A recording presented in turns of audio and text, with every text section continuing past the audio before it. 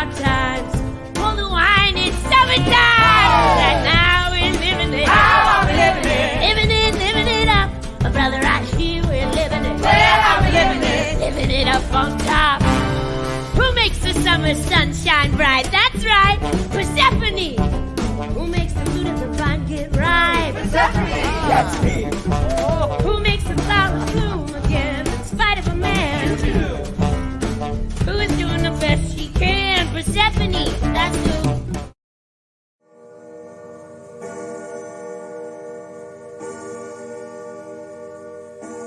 Everybody hungry, everybody tired, everybody slaves for the sweat of his brow. The wage is nothing and the work is hard. It's a graveyard in HADESTOWN. Way down, HADESTOWN, way down under the ground.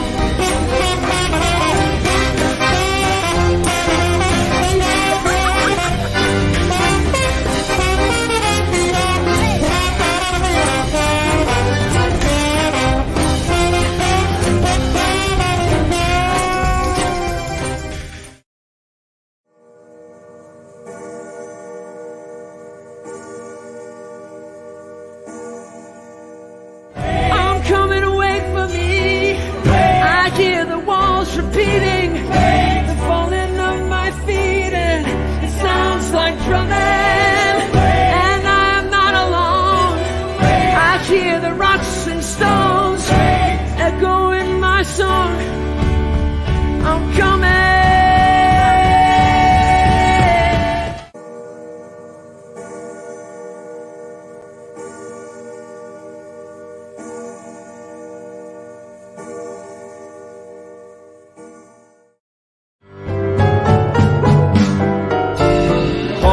A cocktail, crack a bottle of wine. We're swinging with the stars without standing in line. Fishing with the divas, hanging with the hunks.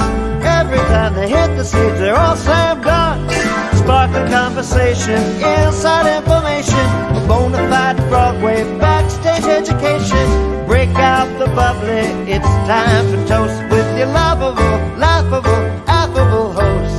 So hold on tight, we're hot to go on the Broadway Cast Reunion Show.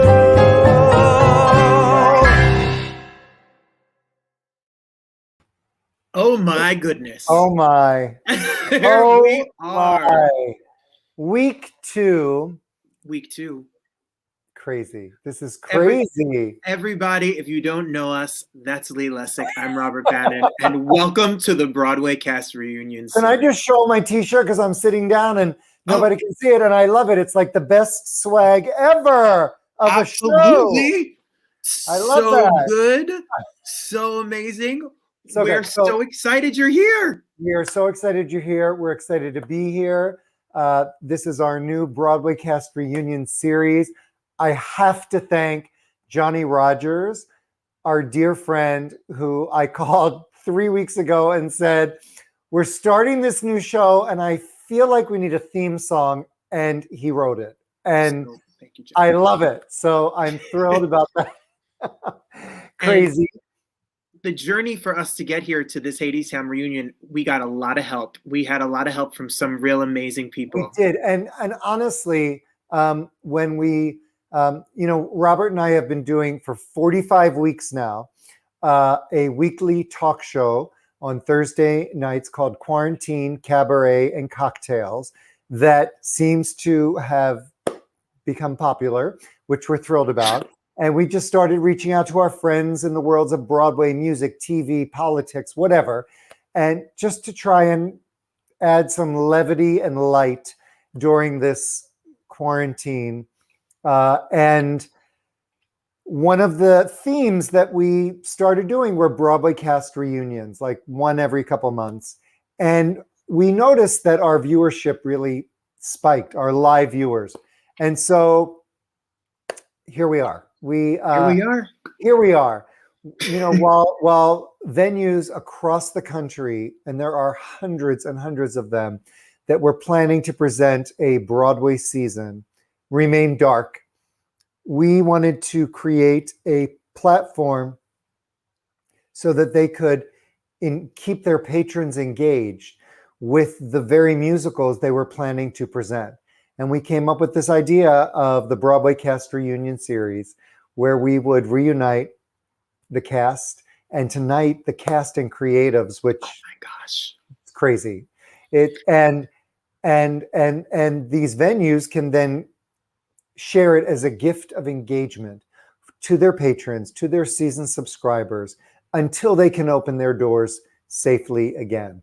And we premiered last week with the original principal cast of Frozen, which was so much fun. But I have to say, when we had this idea, we had just booked the 3 women that played the Fates in HADESTOWN, who released the most glorious holiday album called If the Fates Allow. stunning. I know. I read about it like on Broadway World or something and listened to it and called Robert, and I'm like, we have to get them on our show. Mm-hmm. And I think I texted one of them like via Instagram. I knew none of these people. And I was like, do you want to come on our show and we'll promote your album? And she was like, I did. that sounds great. You know, talk to our publicist. And I'm like, oh, here we go. And she put me in touch with the publicist, who happens to also be the publicist for the Broadway production of HADESTOWN. And Aaron, he connected, booked them on our show back in, was it November or December? I don't remember. December, but I think the beginning of December. yeah, and they came on and they were delightful. And I called him back and I said, so we've got this idea. What do you think? And he loved it. And he put me in touch with the marketing team that does the tour marketing for HADESTOWN, because our idea was to reunite Broadway casts to support these tour venues that remain dark. So he connected me to a wonderful guy by the name of Andrew Damer, and he loved our idea. And he said, well, I think we should reach out to producers. You know, if the producers are on board, if they like the idea, then it'll be easy to engage the cast. And so he reached out to the producer of HADESTOWN, and she loved the idea. And here we are. You know, our first and foremost goal in creating this new series was that we wanted to employ Broadway artists that have been sitting at home for a year. And so that's what we've done. We pinch ourselves every day that this is happening. Yes. That this is happening to the extent that it is. Our ticket sales are crazy. Venues, every day we bring on new venues for the series. We've committed to doing this through July for 6 months, 2 shows a month, every other week. And it's incredible. It's really, we're very excited about it. But if Aaron and Andrew didn't come on board to guide us and assist us and advise us, this would never be happening. So we are really, really grateful to them and to HADESTOWN, because that's the show that they represent. When Aaron sent us the email, I'll never forget, saying, you know, here's your show. And it was 4 of the Broadway principals and the director, Rachel Chavkin, and the writer, Anais Mitchell. We were just like, really? Wow. Really? It's an embarrassment of riches. We are very grateful. And, you know, this is one of those shows that has like a crazy kind of cult following, because we've noticed online and on social media, and the response to this show is incredible. Robert and I both had the privilege of seeing it on Broadway, and it was one of the most stunning productions I've ever seen. Gorgeous. Yeah, it's just gorgeous. So we're really, really, really excited about tonight.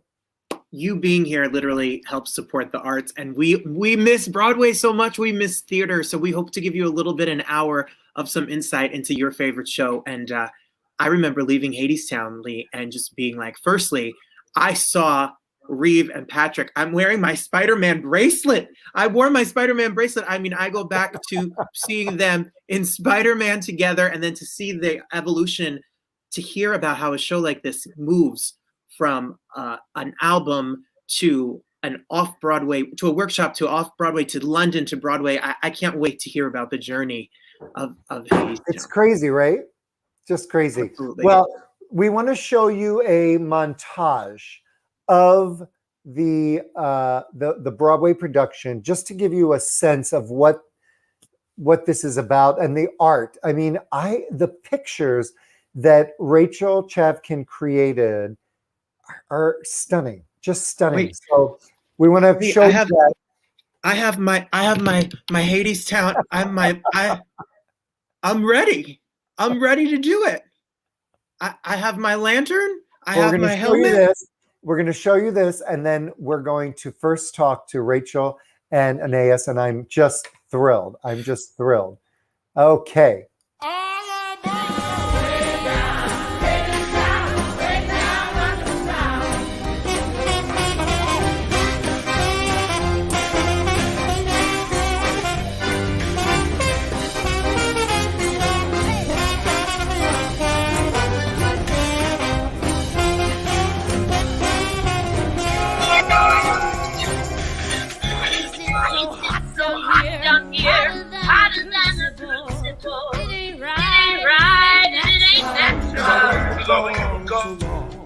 Lover, I was lonesome. Think of it as my desire. Show the way the world can be. If you can do it, so can she. If she can do it, so can we. Show the way. I'm coming, wait for me. I hear the walls repeating, the falling of the feet, and it sounds like coming. And we are not alone. I hear the rocks and shores echoing our song. I'm coming.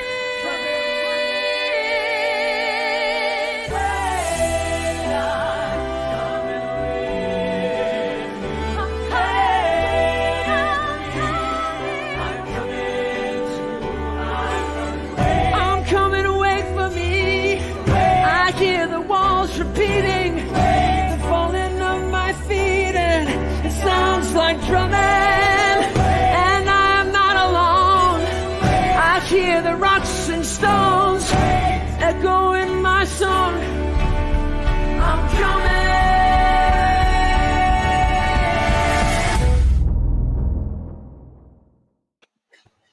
Wow. Wow. Wow. So great to have you both here. What an honor. Oh my God. I remember a year ago, January, I was in New York, and I got tickets and went to see the show. And I was literally like just dumbfounded. The pictures, Rachel, that you created in that show, it was the most glorious thing I've ever seen. I also left the show feeling like I needed to go back a dozen more times because I felt like I missed so much. It was stunning. So Stunning.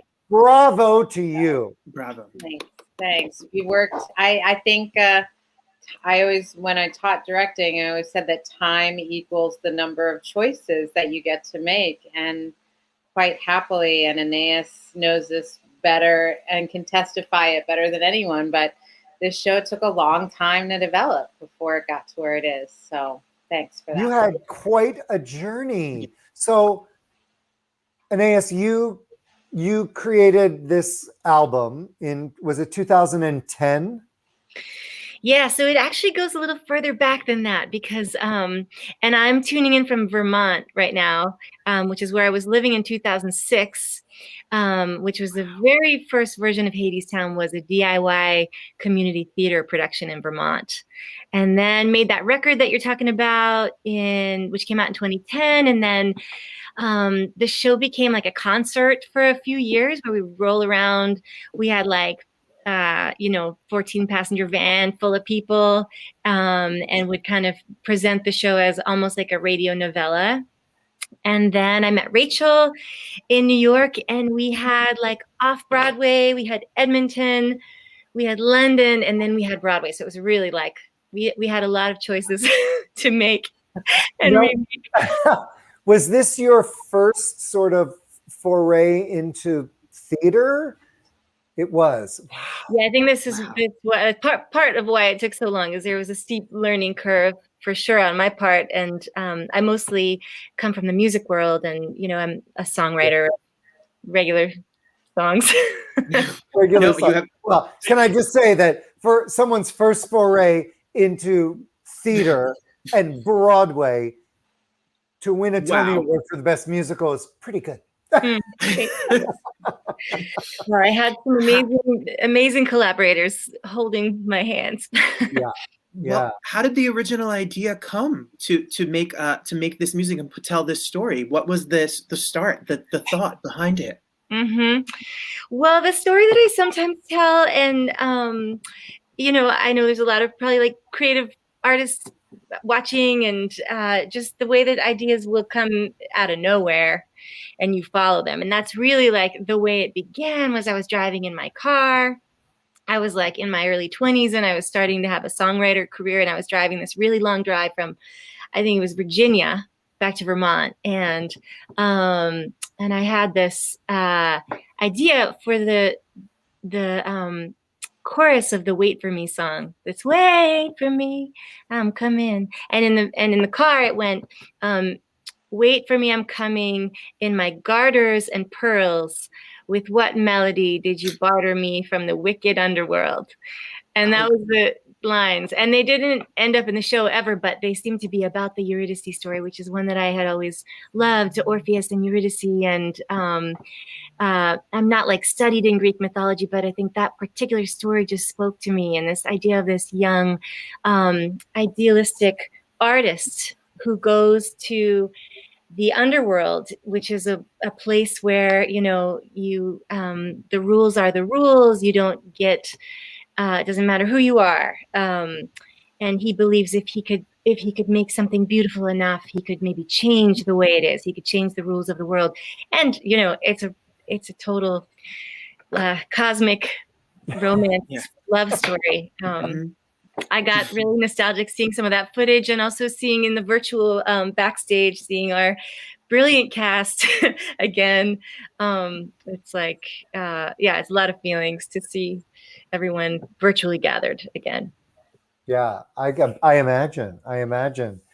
Well, it's an incredible story, and I just thought that, well, first of all, the score is gorgeous. It's gorgeous. It's so funny. I had a friend of mine last night, a neighbor, randomly text me just to check in. How are you doing? And she's a writer and a blogger, and she said, "Have you seen HADESTOWN?"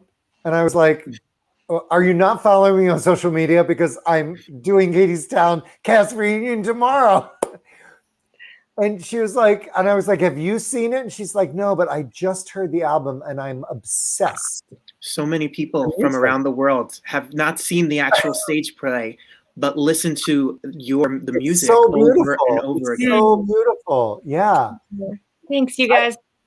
I just wanted to say that this part of the long gestation of the show, I think, is that it did live in the music world for a long time, and we got to spend a lot of time working on like that album. And the orchestrators of the show, Michael Chorney and Todd Sikafus, are really gifted, and Liam Robinson, our vocal arranger. And so there was a lot of focus put on the music even before we were talking about, you know, dramaturgical stuff. Right.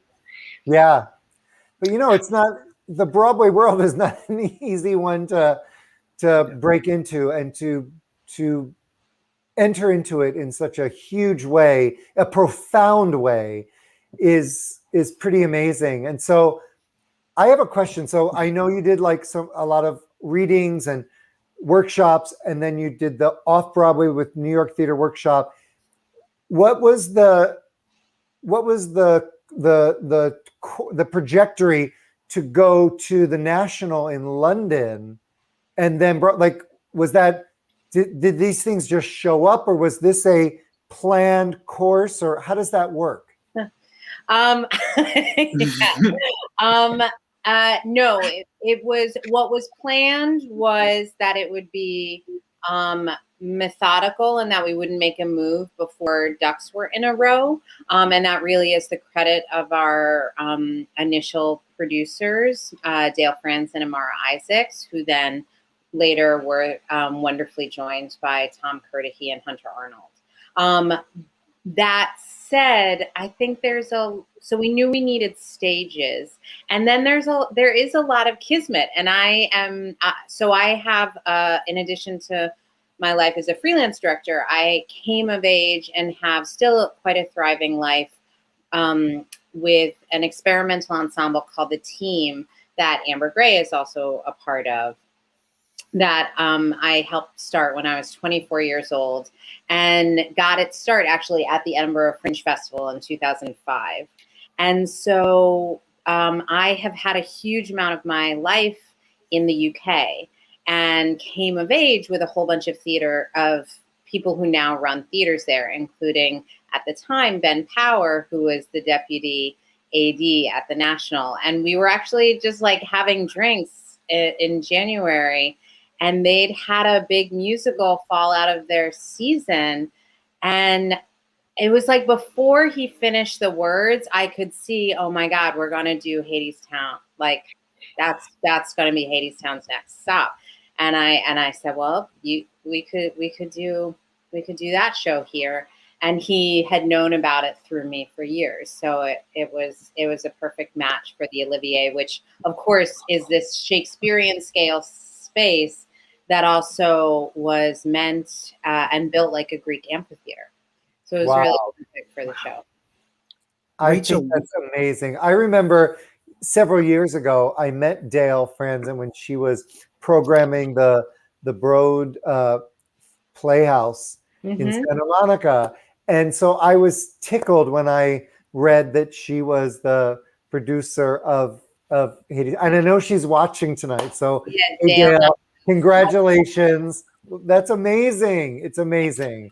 I love when wonderful things happen to wonderful people. So I loved seeing that. Rachel, what was the appeal when you first heard it or saw it that brought you to this? What made you say yes to this project?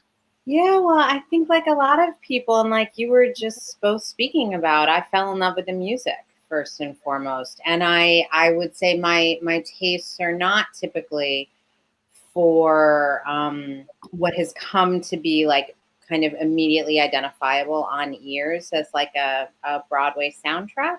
Particularly often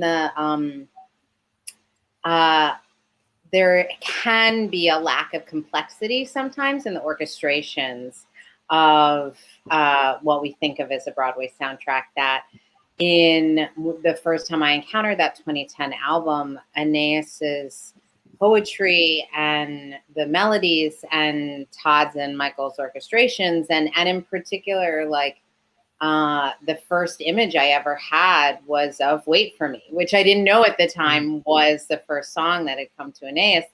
And it was of these swinging lights.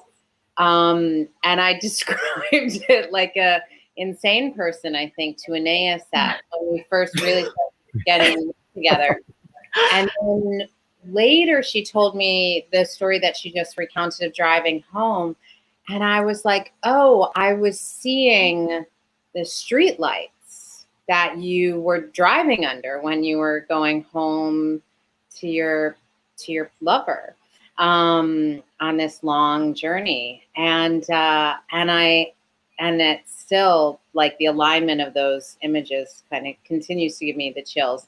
And then when we're in tech for Broadway, 6.5 years later into our collaboration, I remember Anais leaned over to me or texted or said at some point in a meeting afterwards, but said, I feel like the lights and the swinging lamps finally look the way you first described to me all those years ago. And it had taken that many productions to get for me and the design team and the right space to get all those pieces aligned. That's amazing. It's amazing. I want to bring on two of the actors that were part of the off-Broadway production, and I think they may have been also part of some of the workshops before that. Patrick Page and Amber Gray. Hey! It's so good to see you guys. Thank you for being here. Thank you for having us. How are you? Good? Really good. Good. Patrick.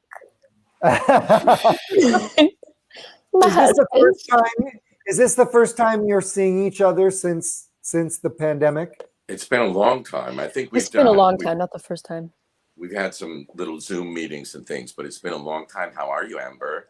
I'm well. There have been many different phases of COVID. Every month has a different personality. Yeah. And this one's all right. Seeing so you far, two, so good. yeah, Yeah. the chemistry that you two bring to this beautiful show, Mm. the way you two work together on stage, when people around the country and people come back to Broadway, their chemistry is off the chart. Yeah. How was your guys' journey to HADESTOWN? Yeah. Amber. Well, when we for our first workshop together, I believe I was in my 9th month of pregnancy with my first kid, which is a deeply intimate thing to have to slow dance with a man when you have a whole human in between you. And I just fell in love with him right away. I didn't have to really do any work. It just was that first workshop, that moment was so intimate. It was sort of a sealed deal from there on out. But I feel very safe on stage with Patrick Page. He's one of my favorite scene partners. Yeah, I remember that of Amber being pregnant, and in my mind, I always still kind of have the pregnant Persephone in my mind because it was the first Persephone I worked with. And Amber's Persephone has changed over the years. Some of the things that you now see in the Broadway production weren't in those, in terms of characterization, weren't in those early workshops. Those are things that Amber and Anais and Rachel found later as they moved along. But I very much remember that first one. Yeah. Well, I tell you, no one leaves the theater and doesn't recognize both of these iconic voices. Your voices are literally iconic on Broadway. That recording will live on for years and years and years. Oh, for sure. We have some great production photos that they shared with us of you that are just, I remember this so well. Oh my God. So stunning. The costuming, the lighting, and the whole blocking of the whole entire piece is just such a beautiful picture, like we said. So, what do you think? Goodness. You know, Broadway will reopen. What do you think? What will the process be to remount a show like this that was so tight? I mean, so tight. Every element of it was so tight. The choreography, the movement from scene to scene. Rachel, I literally was just like, my jaw was hanging open because the pictures that you created they ran deep. You know what I mean? Like I was affected by the imagery as much as I was by the music, by the lyrics, by the script, everything, you know, the pictures, it was stunning. So, and I know that didn't happen overnight. That was a process to get there. What do you think the process will be to get it on its feet again after a year plus, you know, sitting at home eating ding dongs? Well, I talked with Andre earlier, and I believe you guys, you remember every moment, right? Yeah. So, right there. I'm gonna squeeze right back into that costume. Not at all. Both Amber and I were very thrown when the dance was changed between London and we'll have a 3-week workshop just on the dance. Yes. yeah. We'll have to go through a rehearsal process again. There's a huge degree to which I think, like what I see, and obviously Amber and Patrick, I'm curious how this aligns with your internal experience. But what I see from the outside, particularly with you two, who are like such fusions of craft and delight, one of which is quite, I think of it in some ways as rigid, and then this as being like a total loose cannon. And it's hard for me to imagine those coexisting without each other. And I think in many ways they're reliant upon a muscle memory, so that like when Patrick, I watch you just like go to the rafters during chant 2 and bring the house down with I Conduct the Electric City. I feel like every time I'm just watching someone who's just like madly playing a course he knows super well. So I think it's, in short, going to be about rehearsal to get that muscle memory back. But Amber and Patrick, I defer to you both. Well, we have a little advantage, which is that we've come and gone from the play several times. So, and each time, actually, I think having a bit of space is not a bad idea. I know that I will come back after playing a year 8 times a week. I know that I will come back with a renewed energy and appetite for the material that had begun to become a bit full sitting at the table. And that's fine. That's where your technique comes in. That's where you say, okay, even though I would really rather be at Sardi's right now, I'm going to do the show. But of course, we always adore doing the show. I'm joking about that to a large extent. But 8 shows a week, actors were never meant to do 8 shows a week. They were meant to do 3 or 4 shows a week, and that's it. But we do 8 because of the commercial environment and all of that. And I think we'll come back with a real hunger for the material and an appetite for it. At least I will. Absolutely. And those, the 4 productions we've done, we've just gone deeper and deeper. So now we'll have a 5th production, which is really wild to think about. And it will actually sink in even deeper in a way that we didn't understand before, which I think will be really beautiful. But the muscle memory is there. The muscles are just like weak and atrophied at the moment. Like, there will be a proper process to get the stamina back. Like if you flipped me over right now and had me sing Way Down, you might hear a squeak. There wouldn't be any singing coming out of me. I'm out of shape, and happily so. I hear that. I think I can relate to that. It's quarantine 10 and 15, but you guys look amazing. But I'm sure you could pick it up tomorrow. One thing I thought about when I was listening to the cast soundtrack is from the writing to the directing Patrick has an illustrious career of playing the villain in so many amazing Broadway shows. Did you guys go into this process, being Hades, being the characters? Is there, for lack of a better word, good guys and bad guys? How do you wrap your head around the character and who they are in the story?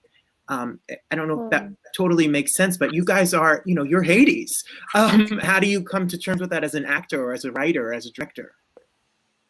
I think it's a good question for Anais. For me, I never thought of him in those terms. I thought of him in terms of someone who's trying to get the love of his life back and find something of his youth that he'd lost, which was this deep and very, very real love for Persephone that somehow has slipped somewhere. And I don't know how it's gotten to where it's gotten, and just trying to get that back. Yeah, I would say that working with Patrick really informed the rewriting of that character. And there was no way for him to be 2-dimensional because Patrick is not, and it was like, I just think you brought so much humanity to him. And then there were certain choices that we made where we did have to rewrite things because he is a vulnerable character as well as being this, compulsive king. And there was a moment actually in the footage that I hadn't seen in a really long time, and it made tears kind of spring to my eyes. This moment where it's near the end of the show, and Hades has agreed to let Orpheus leave with Eurydice, and it's the goodbye moment between Hades and Persephone, wait for me, I will. And this just like, you're holding Amber's hand, Persephone's hand, sorry, and you don't want to let it go. And I see that happen. And then there's just after that this moment where you go to shake Orpheus's hand, but you don't look him in the eye. Oh. What's going to happen? It just kills me every time. And that there was so much complexity to moments like that. It has to be on the page, though. It has to be on the page. You can't make something out of nothing. Yeah. Well, I also think. No, go. I was just going to say, I also think we need a full rehearsal process as well, just to get the emotional vibration of where everyone's at out of our system. Like the show's always been prophetic. So, but now after the last 10 months, it's like creepy. So I'm going to spend the first 2 weeks just like weeping in a corner. And it's going to take me a while to get it together and say any of these words again in front of people. Yeah, absolutely. It's deep. Yeah, it is. Well, I think we need to bring on your Orpheus and Eurydice, Reeve Carney and Eva Noblezada. Hey guys. Hey! Yeah, Reva. As I said before, we've been the only people that we've actually shared breath space with for the past year, so don't worry. Yeah. Are you in New York City? Yeah. Yeah, baby. Yeah. Okay. And how is it there? It's here. It's vertical. It's standing. It's concrete. The concrete jungle. It's With all the changes over the past year, it's hard to know if we're back to the general standard amount of people on the streets that we're used to, and it feels like maybe we are minus tourists. It's very strange. We went through Times Square today, and it was like, this is a little weird. Yeah. It feels sort of normal. I don't know. Yeah. Weird because it's kind of empty, or it was. Yeah. I mean, we've been here the entire time. So early April, it was very strange walking through the theater district because still it's really sad to see the theaters not yet open. But the amount of people, you maybe see one person per block. It was pretty strange. It's weird to have the busyness kind of back, but the buzz of Broadway still completely shut down. Yeah. It's very obvious spiritually. So. But there's a Krispy Kreme donuts near the HADESTOWN, the Walter Hurt Theater now, which is great. And it's open 24 hours. That's life-changing. We wouldn't know. Eva and Reeve, you both, when you both came to Broadway in your Broadway debuts, you made such a splash. There were such moments in Broadway, all of the Broadway fans watching, and then to take those shows and then come to HADESTOWN is quite the Broadway journey. How was your process into entering this show, this juggernaut of a show? I was really grateful for the opportunity to do something in which the details of the acting were really focused on. Because I had the opportunity to be in an incredible show, Spider-Man Turn Off the Dark, where there was so much happening that, I saw your bracelet. My bracelet. On. But, that's a different type of thing. And so for me, having the chance to focus on something that almost is, in some ways, is still very theatrical, obviously, but more filmic in some ways, that was really exciting for me. For me, I don't know, it was good to sing something that was poetic. Not that Miss Saigon wasn't, but this was poetic in a way that really felt like skin, bones, flesh, muscle, heart, everything. Miss Saigon is such an epic musical, problematic, but epic musical. So I was really happy to create something from the ground up that was organic, that I was looking at people, these incredible humans that we were, as a team, creating something from the ground up, rather than, hey, quite literally, get on the boat and let's do this thing, quite literally. Right. So it was fun, but also extremely challenging in a way that's made me feel way more confident as an actor than I've ever felt. And this is the last professional thing that I've done technically. So that speaks a lot about how the experience was so helpful in my growth, as well as I feel like everyone else's growth, maybe. I don't know. I don't want to speak for you. Well, also just to be able to, you made came to popularity doing the revival of Miss Saigon with rave reviews, but to create a role on Broadway is very different. And in something, you know, like this piece that is so profound, and then won Best Musical. So I imagine that that's a pretty special place to be. I mean, same with you, Amber. Patrick, I think you've done 867 musicals. I looked on IBDB today, so I'm not sure how many roles you created in the past, but that's a big thing, especially on a musical as profound as this that has gotten this kind of attention. That's amazing. Yes. Yeah. That's it. Yeah. That's all I have to say. One thing I have to say, and it goes It's to a very rare. It's a rare thing, and yeah, you know, a major thing in an actor's life. Sometimes you get a role. Yes. Joel Grey is a wonderful actor, but he's known as the MC in Cabaret. Correct. Carol Channing is an extraordinary performer, but she was known as Dolly. And to have a role of your own, yes, is an extraordinary thing. Yep. Yeah, it's amazing. Sometimes musical theater gets an unfair treatment in terms of acting. I will tell you this, from the writing to the directing to these four, they are acting their faces off 8 shows a week on stage.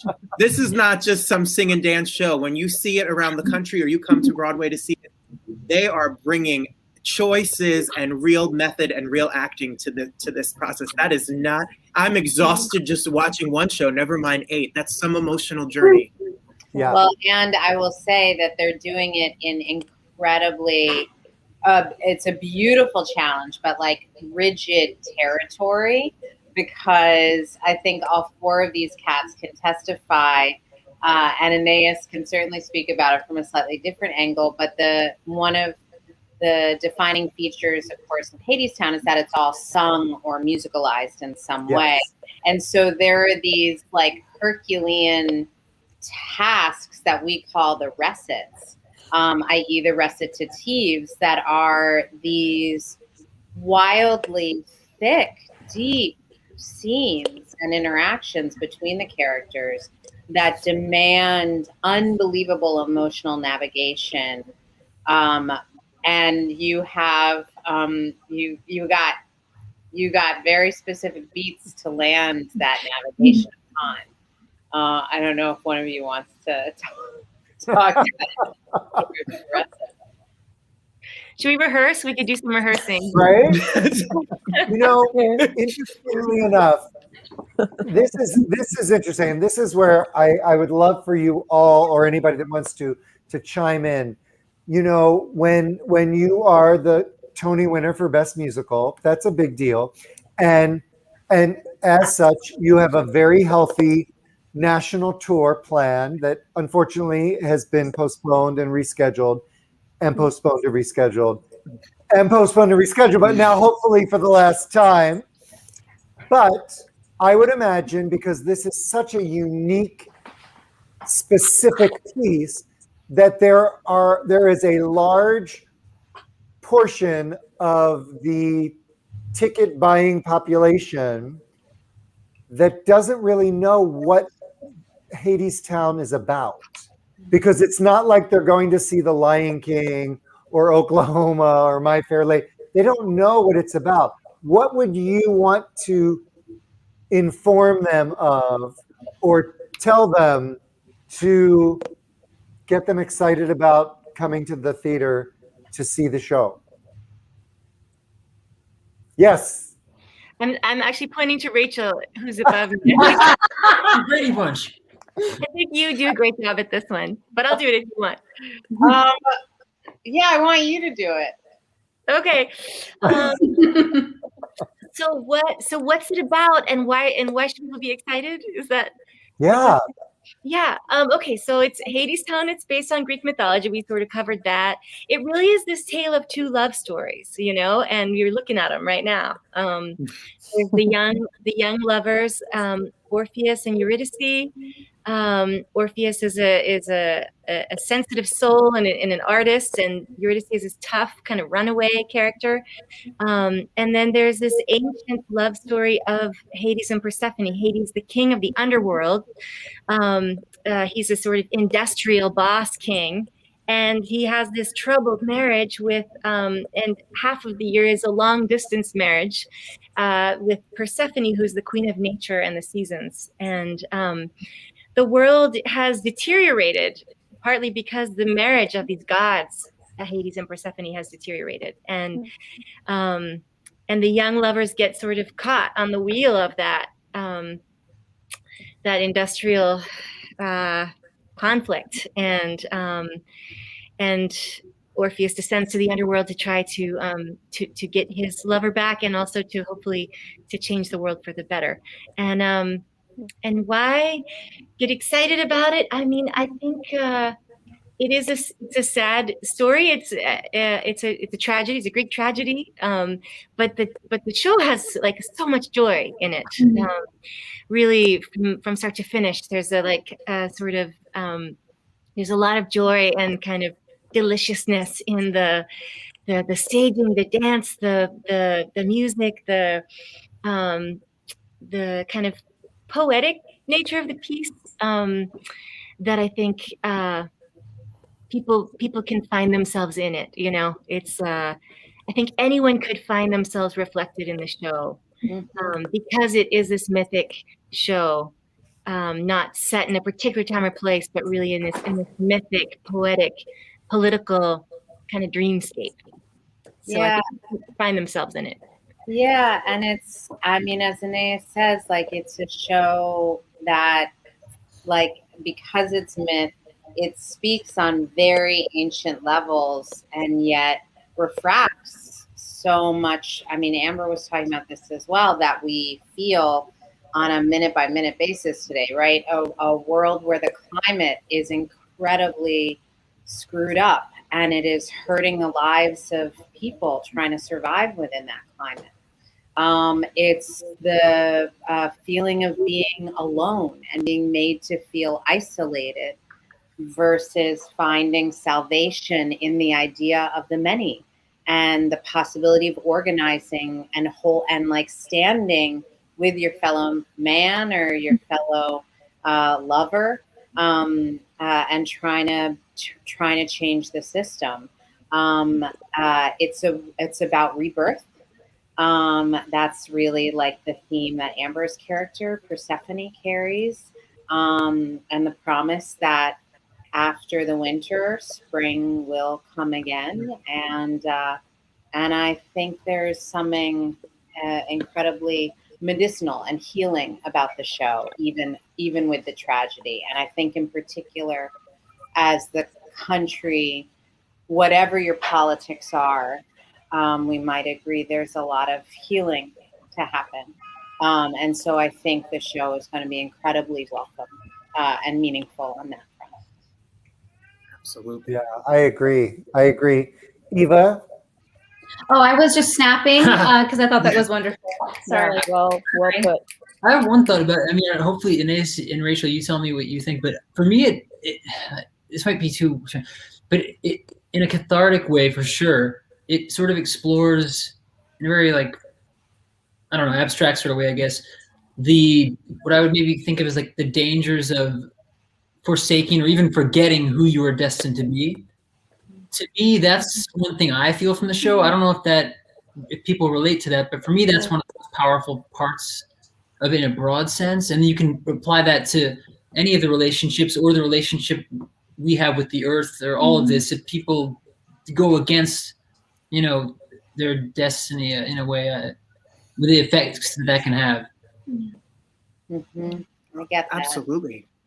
And I think that's very clear in Reeve, in your journey in the show. Like, you have a intention, and you take it and you fight through it throughout the show, and it's really fascinating to watch. And then to see Amber and Patrick and that conflict come to a head.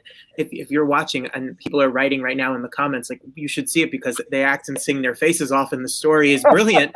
And that's really to see that the way you're describing it come to life is a really beautiful thing to see in the audience. I can see myself in all of the characters as an audience member of the show. When I watch rehearsals or even just reading the beautiful script, I can see myself in all of them. So I think that I hope most people can, not just the one they identify with the most. Reeve, what was it like? I mean, you sprung on the Broadway scene in Spider-Man, which was such a spectacle and a physical show, and huge in that way. And now you're in this show, which is so intimate in comparison. What was the experience like for you in those two?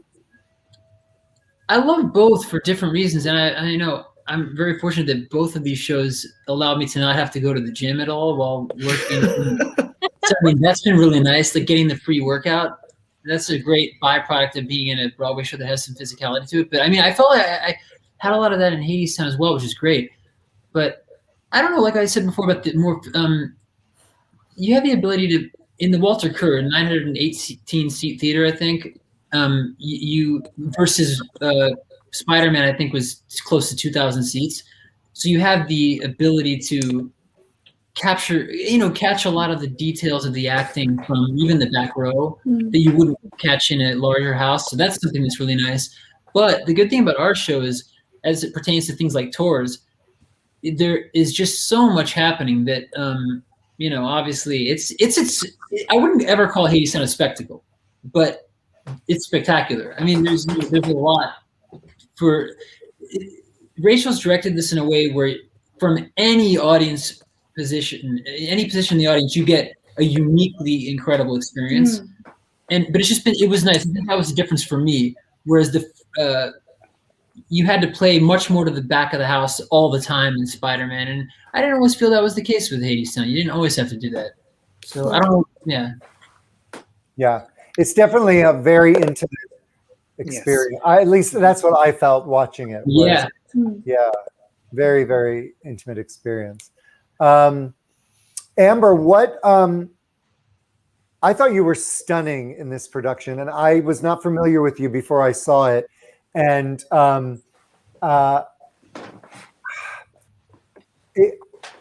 your performance was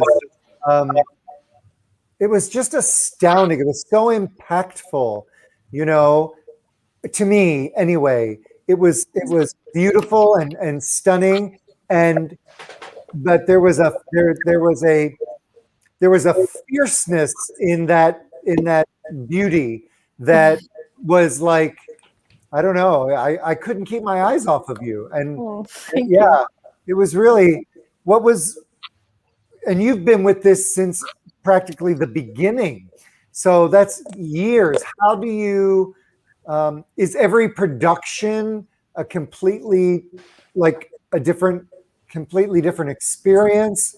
How do you keep that flowing for so many years?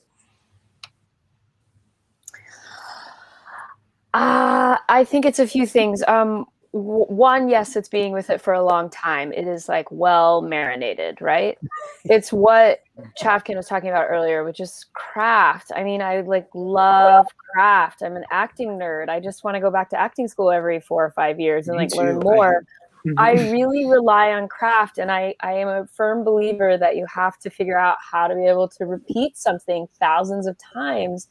And it's like, I've been doing more TV film, and those muscles are quite weak in me of doing something maybe 3 times if you're lucky.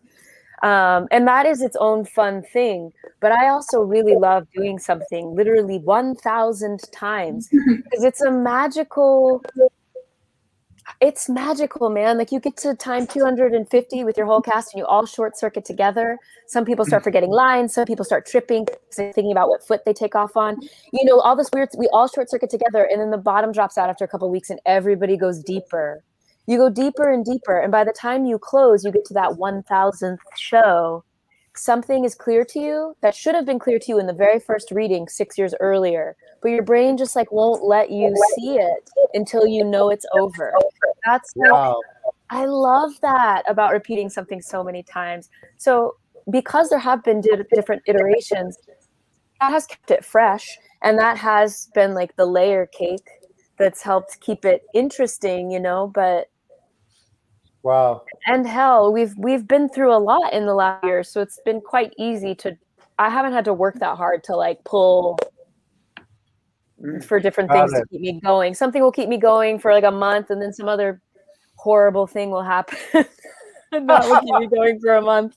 You know, it's I Yeah. don't know. And I have fantastic scene partners. Like Well- I deeply, deeply, deeply love these humans, and it is so easy to do. And the reason I fell in love with the show was Anais's music, that original 2010 album. And the music sustains you as well. I don't think people maybe know how much that can give you. Like if the music wasn't there and it was just a play and I had to say these words, there's no way I could do it this long. Like the music tells you a lot. The music told me how to move. Like I don't think I would have come up with certain movements for Persephone if the music wasn't there. You know, it's like it all gelled in this one, which it so often does not. Yeah, for sure. And you know, acting opposite Patrick Page is not a bad deal because not at all. He's genius. He is genius. He is. I love him. We have so many questions for you from our viewers. So would you guys ever film the show and share like they did with Hamilton? I guess that would be for you, Rachel. Yes. Okay. That's exciting. That's exciting.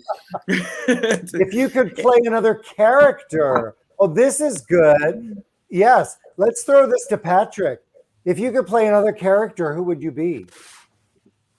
Man or woman? You know, I guess I would. I guess I'd switch roles with Amber, and we'd see. I'd try on. I think I'd learn the most from that, probably, in terms of my. It's hard because you know you do become when you play something a long time. It starts to play you more. Right. You can relax enough into it. As Amber was saying, it's deeply marinated that you can forget about everything and just let it occur as it happens. And so it's very hard for me to think outside of the role of Hades, because I still feel like there's a lot to do there. A lot I haven't maybe found yet. You know, if I had the voice for it, which I don't, I would love to play Hermes, because being the storyteller is fun. Wow. Can you imagine? I'm just going to throw this out to everybody on the screen, but have you thought about what the feels are going to be like on that first night back? Have you thought about it yet? Too soon? I think about it a lot. I think about it all the time. Yeah, I think about it a lot. Yeah. I don't think, honestly, knowing the cast and knowing how Anais's music mixed in with the message of the story is like a river. It's epic, and it's never, you don't step into the same river twice. So you understand the importance and the specialness, the epicness of being a part of this flow, ebb and flow every single day. It's going to wreck us. It's literally rehearsals. Maybe we'll keep it together, but I genuinely think the first time we have a live audience, it's going to wreck us. I know that for sure because I randomly listened to, my phone went on shuffle the other day on the way home from something, and it played, what was it? Epic 3. And then I was like, might as well listen to the rest of the show. And I like wrecked. Oh my God. It's going to literally wreck us in a way that I feel like will be healthy. It'll be a part of, like Amber was saying before, the healing that we genuinely need from this crap show. A good wreck. A good wreck. moment. But you know what? Here's the deal, and this is the blessing. to be part of a project. I mean, Broadway shutting down. Who in our lifetime could ever imagine what this year has been? But to be part of a project as special as this, and to know that you are coming back together as a unit is such a blessing, because it's not the case for so many of our colleagues, of your colleagues. It is a blessing. And this show, which I found profoundly healing to watch, it's going to be profound beyond what you can imagine under the new normal. And that's incredible, because that's the gift that you all are providing to us, the viewers, night after night. Can we take 2 minutes? Can we just run through a couple quick questions? Because I know there's 800 plus people watching, 1,000 people. Can we just take a few more minutes of your time and just answer some more thousands of people watching? What do we have? How did We Raise Our Cups get incorporated into the show? I'll take that one. I'm kidding. I'm sorry. I'm kidding. This is a good argument, actually, that was perennial between Anais and the world. Anais, do you want to start? Yeah, well, okay, so We Raise Our Cups existed on the studio album. That was the first time those words existed. And then it has been in every production we did. But in every production, I tried to cut it. In like previews, I think at every single one we did, there was one preview where we didn't do it. I missed it so much that night. I know, and I got like angry emails. Yeah. So it's really, it exists. If you don't know the song, it's like it exists as an encore in this show, and it's really the story has ended, and there is really a sort of bookend, because there's even a visual, really like return to the beginning of the show. So it feels like, okay, the story is done. And I always was like, oh no, people are tired, they're done, they want to go. And Rachel felt strongly that it was important to have a moment of processing as an audience and a company about what has just happened before we go out. And so that's what We Raise Our Cups is. It's this toast. Got it. Sad. What part of performing the show do you miss the most? Any specific moments? Eva? Do I miss the most?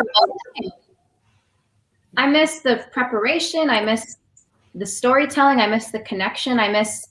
For me, doing the show, the second I knew I was in Eurydice, when I put my boots on and I was talking to 8-foot Tim on the side of the stage, going over our lives, I was Eurydice. For me, I always felt like doing the show was like dancing amongst the constellations. I always describe to people that's what it was like in my brain. So yes, I knew in the physical realm that I was on a wooden stage and there were people who didn't know what this was about. But for me, I was Eurydice, who was going on this journey of self-discovery and love, and I could see the storyteller. I could hear my the message of the story calling out to me. I could hear the fates, singing to me in the wind.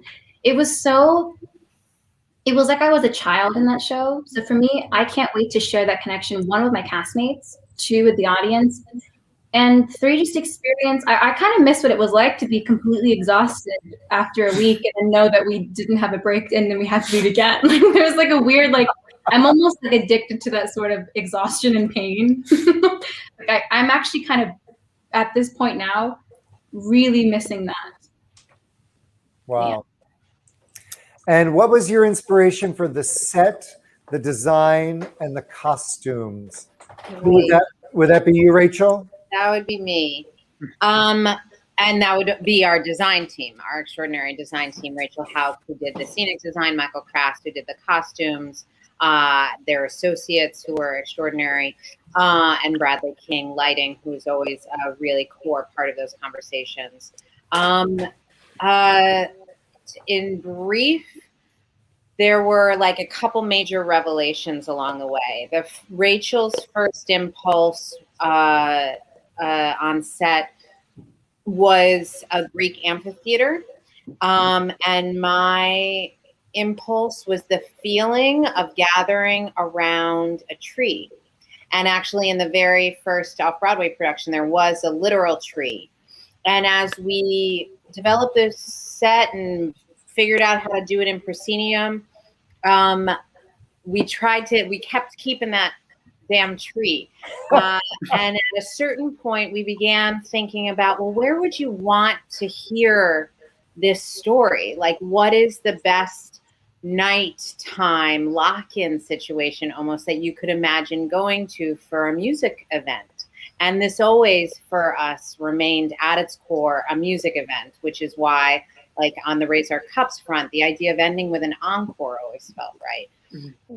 And at a certain point, Rachel, Chavkin, and I began bopping each other music places. And I can't remember if it was Rachel or me or Bradley King, who spent a lot of time there, but one of us said, it's Preservation Hall.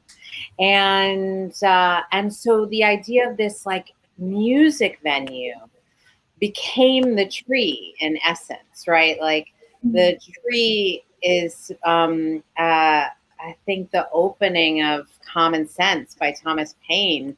He says that all you need for democracy basically is a tree to gather around and make decisions under. And that to me is the music home and the hearth. And it goes back to that idea of the Greek amphitheater. So yeah, that's Hermes's bar. That's like the way station. And then of course, Anais rewrote Wait for Me to have this, bridge where something needed to happen. That was quite magic. And so then the idea that the Stones would move changed and expanded that image. But one of the things Rachel and I think love the most about it is that it was always there. It's actually always, we do nothing other than reveal slightly larger what was always in before your eyes. And that to me is an excellent magic trick. Wow. Well, we have one more question from a viewer. If you could give one piece of advice to all young people, what would it be? Who wants to answer? Anyone. Well, it seems obvious that you should listen to that little idea that pops into your head when you're driving along and you don't know where it leads. Oh, wow. I love that. And Reeve, what were you saying? It kind of goes back to what I said before. I mean, don't forget who you are. When you're 5 years old, you pretty much have it figured out, in my opinion. So, don't forget. Wow, I love that. Amber, anything? Stay in line. Stay in line. Stay in the line, In the line. Don't get out of the line. I love it. I can't believe that an hour has gone by. Like that. This has been, we have been looking forward to this for so long because you were like our little guinea pig project. You were the first show that we started to plan this series with. We premiered last week with Frozen, but you were the show that the seed germinated from. I cannot thank you enough. Thank you all. It has been a pleasure to chat with you, to meet you. And I just wish you so much success when Broadway reopens. To this entire company, it is a piece of art that will be around forever. And I can't wait for everyone that hasn't seen it to experience what is HADESTOWN, because it's pretty remarkable. So thank you so much for being with us tonight. Thank you. Thank you so much. Make Good to sure- see all your faces. Make sure you follow them all on social media, their websites, and they all have projects, and there's so much advocacy and work that all of these artists do. So please make sure to follow them and keep up to date on all the great projects and work that they're doing in the future. Thank you. Stay safe. Thank you all so much. Thank you. Wow. What a magical time. What a magical hour it I is. love them all. I love them all. It was so nice and especially to meet Anais and Rachel, who I did not know. Patrick has been on our show before. So lovely. Well, let me tell you, if there's ever been a story about coming up with an idea, for me, it's on the treadmill. For me, it's on the treadmill. For you, it may be in the car. Everybody has some quest and journey they're supposed to go on. And if this didn't inspire you, I don't know what will. I know. Well, talk about being inspired. You and I came up with this crazy idea that has just exploded, and I could not be. I was talking to someone today, and I was like, I literally have not left my house in 10 months, and I have never been busier sitting in the same room. This series has just been a godsend. It has been a lifeline of artisticness, if that's a word. I like it. I like it too. Next week we have, last week we premiered with Frozen, and I had this meeting with the folks at Disney, and I was slightly terrified because Disney is very territorial, and I thought they were gonna, like send us a cease and desist order. But they loved and embraced our Broadway Cast Reunion Series, and they not only were so supportive of Frozen, but they asked us whether we might want to do a cast reunion of The Lion King. And I jokingly said to Robert, well, that would be fun, if we could get like Heather Headley. And she said yes. Well, we did. As you do. Well, we did. That was good. Jonathan Hawkins running the buttons in the back. The Lion King featuring Tony and Grammy winner Heather Headley. 2 weeks. I am pinching myself. I am so excited. So that is on March 10th. And we've got Heather, but we've also got is it 3 or 4 of the other original Broadway? We have Tom Allen Robbins, who's Pumbaa. We have Max Casella, who was the best friend on Doogie Howser, and then he went on to be Timon. We have Zazu. Jeff Hoyle. He was Zazu. And then the current Simba. Bradley Gibson. I'm so excited. So that is the 10th. On the 24th of March, we have Dear Evan Hansen. We've already got April scheduled. We've got Jersey Boys on April 7th, and we have a special matinee edition on April 17th with the London hit musical Everybody's Talking About Jamie with the UK cast and creative team. That musical is coming to the US to do a national tour that will commence on Broadway at some point, but they're going to be with us in April. We've got so much more coming. We've got Waitress and My Fair Lady and Come From Away in Chicago. They're all coming because it's so much fun. So thank you for joining us. Your ticket helps support performing arts centers and artists. So please join us. Yes. Look, I'll be singing. Right there. It's right there. BroadwayCastReunion.com. I'll be singing Wait For Me. This is my Wait For Me lantern. This is my wait. I'll be singing it. I'll be singing it for days. Oh my God. I love it. Well, thank you so much. Hey, if you're not doing anything tomorrow night, Thursday, the 25th, join us on our weekly quarantine cabaret and cocktails. Tomorrow we've got the incredible Susie Mosier, who I just adore.